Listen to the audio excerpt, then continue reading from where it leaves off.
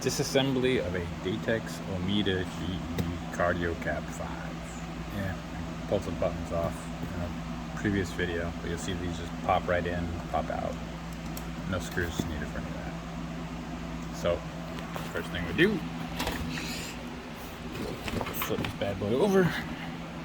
We have 3 different types of screws. We have these hex head screws, Allen key screws here. These are 7/64. We also have number 2 Phillips and number 1 Phillips.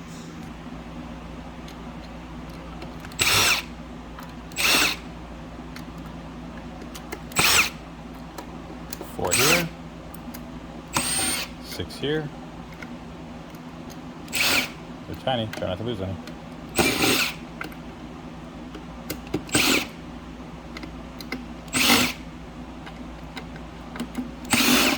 And 1 down here. This one's longer than those. Moving those screws now, you can either flip the whole unit, try to lose them, or get yourself a magnet. And pull them out that way.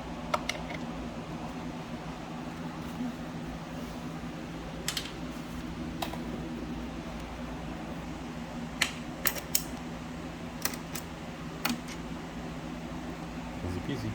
Next up is the number 2 Phillips. Do not try to use the number 1 bit on these or number 2 bit on the others. You will strip them out. They're kind of soft. And a good reason to have magnetic extension. Yay. And the last part for the cap is the 7/64. Nice long bit because mine's bigger than yours. 1, 2,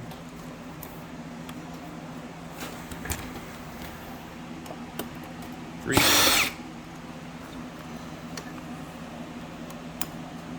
and number 4.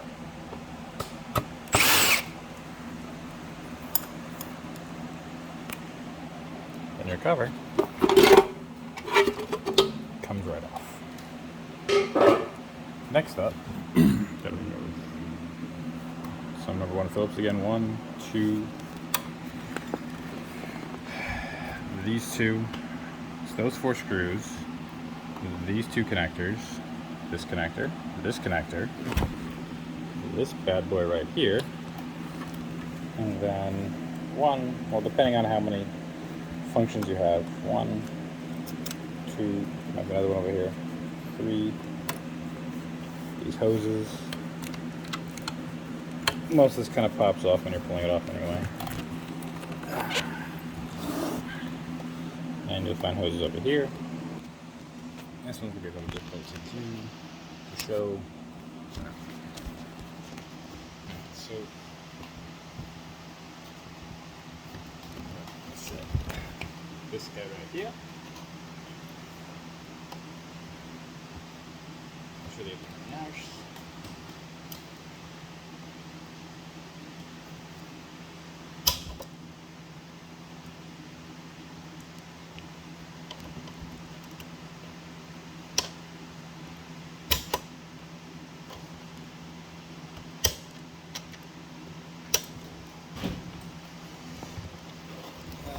These guys up here.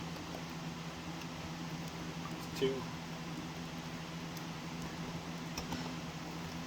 Maybe they don't want to come off today. Alex, ribbon.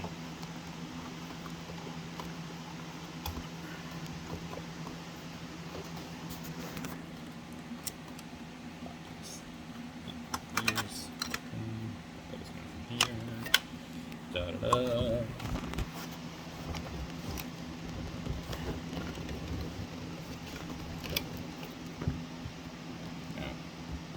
Be careful here. Here is our 2 CO2 hoses. Can you see this? Where am I?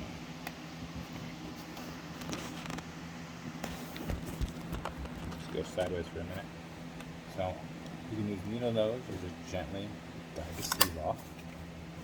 And then the secondary sleeve. And now there's a little tiny hose inside as well, so be careful with those. Don't want to break this, you're really going to make more work for yourself later. There we go. That's CO2. Grab that little connector there. See that? Okay. This guy. This little guy was connected right there, where I'm pointing. Anyway.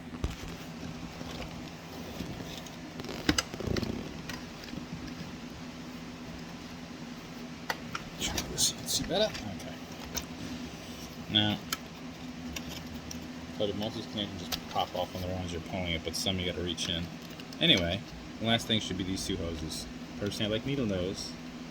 I like to twist to make sure we're not stuck to the plastic connector, because you do not want to break these. That will be another big headache.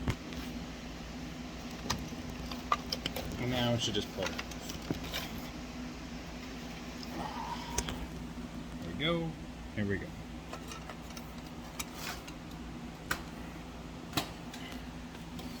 Alright.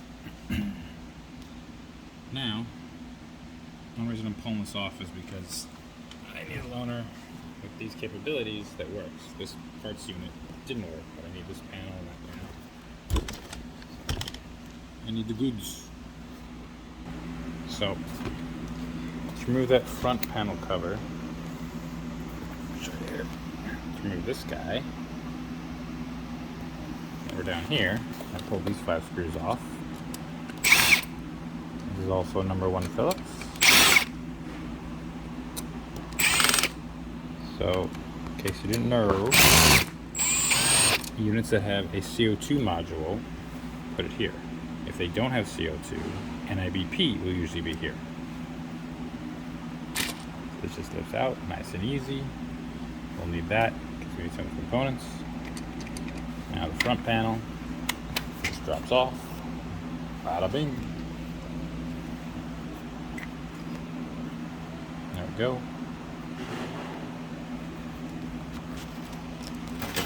That's how you take it apart. If you want to go deeper, like you need to replace the board here with the buttons on it, or the display itself, you got to pull out. Well, this one's got a different high voltage board.